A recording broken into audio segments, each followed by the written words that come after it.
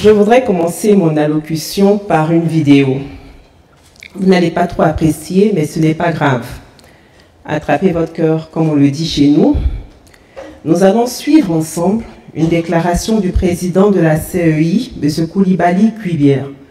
Est-ce que la régie peut nous mettre la première vidéo? D'une décision de justice, une décision qui justifierait le retrait du président, le retrait de ses droits civils et politiques. Est-ce que vous l'avez vu, vous, Monsieur le Président? Est-ce que vos yeux l'ont vu? Parce que vous dites que le nom du... Vous allez suivre Nadi Bamba. À travers dans cette vidéo, elle a été, comment dire, sans pitié contre le président de la CEI. Il y a des femmes qui sont calmes comme ça. Vous pensez qu'elles connaissent absolument rien. Mais je vous assure, la façon dont elle a démonté le président de la CEI, c'est incroyable. Suivons attentivement, elle n'a pas injurié, elle n'a pas fait ceci. Chaque fois, elle dit restons sereins. Restons sereins. J'ai apprécié son intervention. Pour cela que je voulais partager donc cela avec vous.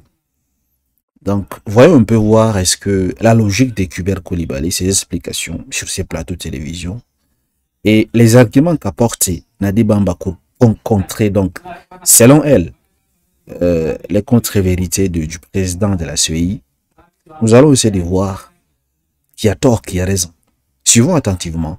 On en revient juste après. Le président était juste inscrit sur la liste électorale. C'est seulement ça qui justifie, vous venez de le dire. Mais est-ce que cette décision quand même, parce qu'on entend dire qu'elle n'existe pas et tout ça, est-ce que vous, CEI, Commission électorale indépendante, vous pouvez nous dire ce soir que vous l'avez vu et que cette décision, elle est bel et bien sur la presse? Alors, cette question nécessite de ma part deux réponses.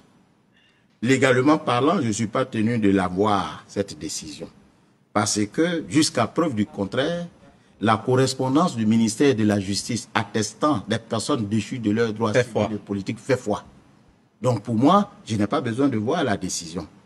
Et pendant que nous y sommes, lorsque le ministère de l'Intérieur me donne la liste des personnes décédées, je vais demander à ce qu'on m'amène des dépouilles chaudes pour l'attester? Non, ce n'est pas comme ça que ça se fait. En plus de cela, j'ai bel et bien vu cette décision. C'est pour cette raison que nous prenons toujours soin, autant que faire se peut, quand on constate qu'il y a des contestations qui peuvent venir de part et d'autre, pour nous assurer de ce que cette décision existe bel et bien et qu'elle est devenue définitive. Donc je dis, non seulement je ne suis pas tenu légalement de voir la décision parce que la correspondance de monsieur le garde des Sceaux fait foi jusqu'à inscription de faux, mais en plus de cela, j'ai vu la décision. Voilà, elle est devenue définitive. D'accord, voilà donc qui est dit. Est-ce qu'il y a une quelconque possibilité que les noms de personnes radiées, notamment du président Laurent Gbagbo, se retrouvent à nouveau sur la liste électorale? Ah oui, bien sûr. Il y a deux cas. L'événement qui a justifié la déchéance, c'est une infraction. Tout à fait. Si cette infraction est amnistiée, mais il devient neuf. Il devient un homme qui n'a pas commis d'infraction. Il peut venir sur la liste électorale. Deuxième hypothèse, si l'infraction n'est pas amnistiée et qu'il exécute sa peine, il est réhabilité à la fin de l'exécution de sa peine et il demande son inscription sur la liste électorale. Voilà les deux hypothèses qui sont prévues par la loi. D'accord. Qu'est-ce qui explique, Monsieur le Président, que d'autres personnes soient inscrites sur cette liste provisoire alors qu'elles étaient presque dans la même situation que le président Laurent Gbagbo? Mais d'abord, parce que ces personnes ne se trouvaient pas sur la liste du ministère de la Justice. Aussi simple que ça. Est-ce que vous pouvez nous expliquer, ils ne sont pas devant nous ici, le ministère de la Justice, pourquoi des personnes qui auraient commis les mêmes crimes que le président Laurent Gbagbo ou d'autres personnes ne sont pas sur cette liste?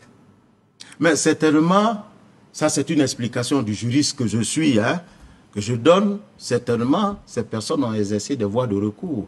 Lorsque les voies de recours sont exercées, automatiquement, la décision sur la base de laquelle on vous a déchu de vos droits civils n'est pas devenue définitive. On ne peut pas vous retirer vos droits. Voilà pourquoi nous avons des bureaux de vote à la MACA.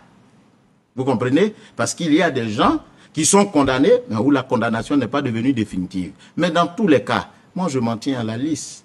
que le ministère de la Justice m'a donné. Si le ministère m'a donné une liste sur laquelle ne sont pas certaines personnes qui se retrouvent être dans la même situation que d'autres, mais ça ne semble pas être ma préoccupation. Parce que le défi pour la commission électorale indépendante, c'est d'avoir la liste des personnes qui sont déchues de leurs droits civils et politiques.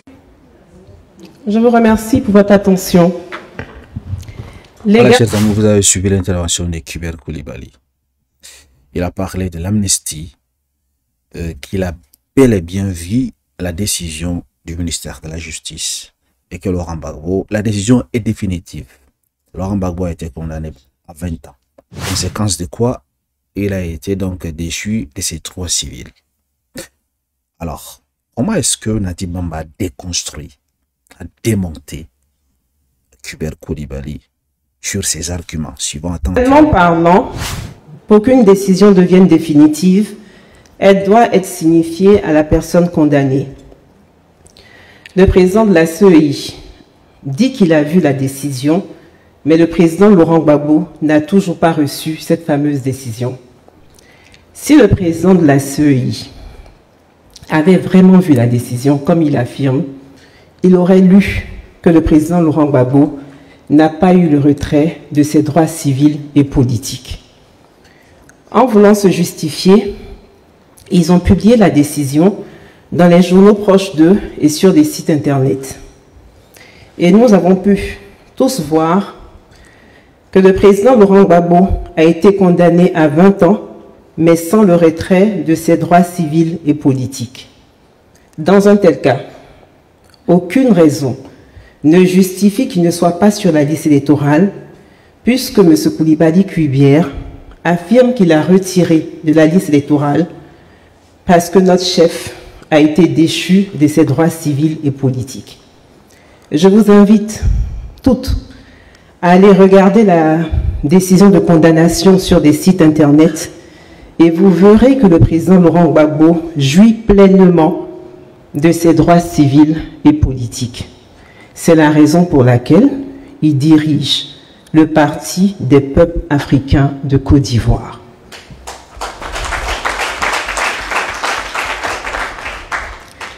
Au lieu donc de signifier la décision aux concernés, ils ont préféré publier cette décision sur les réseaux sociaux.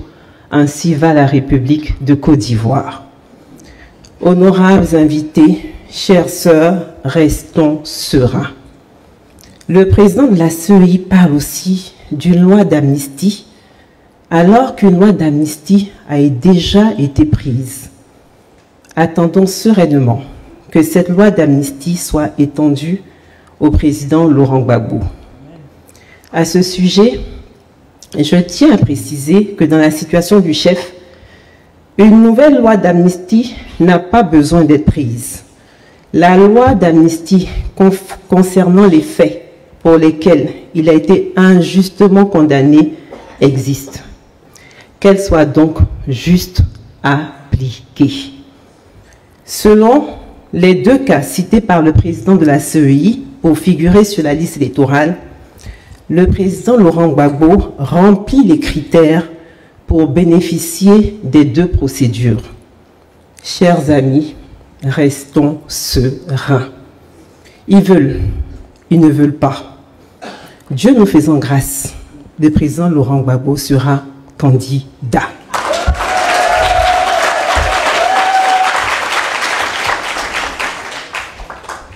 Pourquoi sera-t-il candidat? Voilà, c'est la partie qui nous intéressait un peu, sur, n'est-ce pas, la sortie de Kuber Coulibaly.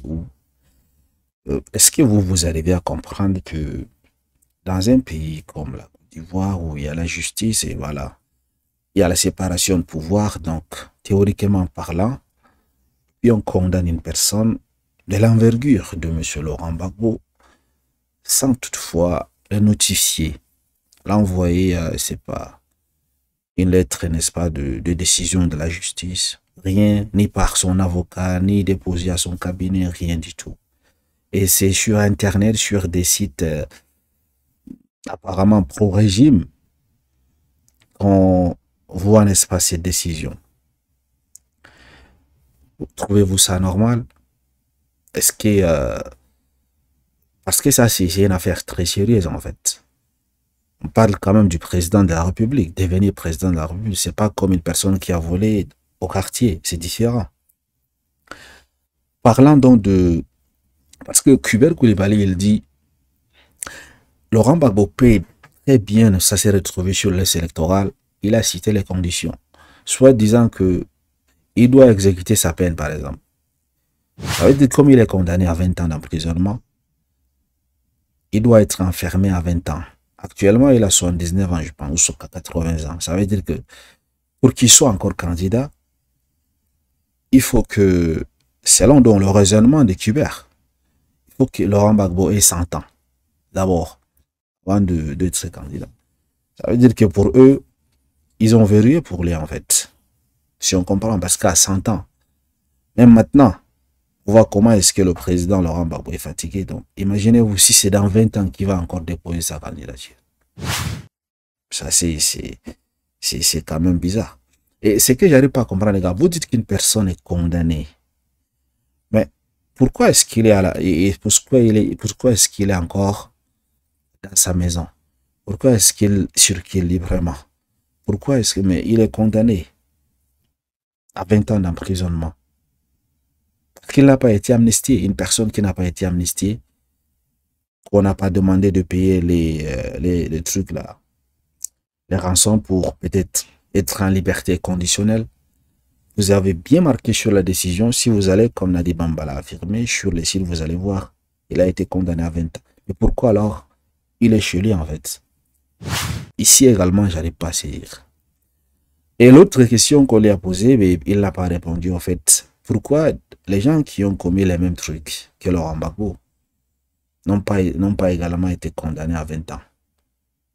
Ils disent parce que ces personnes ont eu recours et puis la décision n'était pas définitive dans leur cas. C'est quand même bizarre, c'est de justice en fait. C'est pas que je défends monsieur le président Laurent Gbagbo, mais soyons un peu véridiques en fait. C'est quand même bizarre. D'abord, vous prenez la décision de condamner une personne, vous ne le notifiez pas. Et vous avez condamné la personne. La personne continue de vivre chez lui. Il va librement à ses occupations. Et ce n'est pas une liberté conditionnelle. Et vous ne l'avez pas amnistié. Vous arrivez à comprendre ça? Ça veut dire qu'il y a quelque chose, il y a de magouille dans cette histoire. Peut-être l'objectif, c'est juste, n'est-ce pas, d'écarter Laurent Gbagbo à ces élections, en fait, tout simplement. C'est ça, en fait, peut-être le but. Sinon, parce que, voilà, M. Kubert, il est là, il te dit, moi, j'ai fait qu'appliquer les tests. J'ai fait qu'appliquer ce qu'on me dit. Il dit que lui, il a vu la décision. Et c'est que c'est définitif. Par contre, la personne concernée n'a pas reçu cette décision, selon sa femme. S'il y a des gens qui peuvent sortir pour contester ce qu'elle a dit, on attend. Mais jusqu'à aujourd'hui, la femme de Laurent Gbagbo dit que le PPACI, Laurent Gbagbo, en personne, son cabinet, ses avocats n'ont pas reçu cette décision officiellement. Ils ont vu ça sur les réseaux sociaux, sur les sites internet. C'est une affaire de telle ampleur, de telle envergure quand même. Ça ne mérite pas d'être, n'est-ce pas, qu'on s'informe à travers l'internet quand même. Pour moi, personnellement, je pense que le régime RDR, RHDP, peut-être, je dirais, hein, peut-être chercherait à tout faire pour écarter voilà, Laurent Gbagbo, c'est tout. Sinon, j'arrive pas à saisir. Parce que si réellement il a été condamné actuellement, il ne devrait pas être à la maison. Il devrait être enfermé en fait. Bah, on voit un peu. Dites-moi qu'en pensez-vous donc de la sortie de Nadi Bamba. Et j'ai apprécié, à chaque fois elle dit soyons sereins. C'est intéressant d'apporter des arguments, de déconstruire une personne sans insulter, sans utiliser des grossièretés, sans... C'est intéressant en fait. Et le respect dans le respect de M. Kubert Koulibaly, du gouvernement, mais en s'appuyant, n'est-ce pas, sur des arguments solides et des exemples palpables en fait pour convaincre son audience qui était dans les femmes devant elle. C'est intéressant. J'aime quand une personne réfléchit de cette façon. Merci de m'avoir suivi. Excellente soirée à vous. À très bientôt.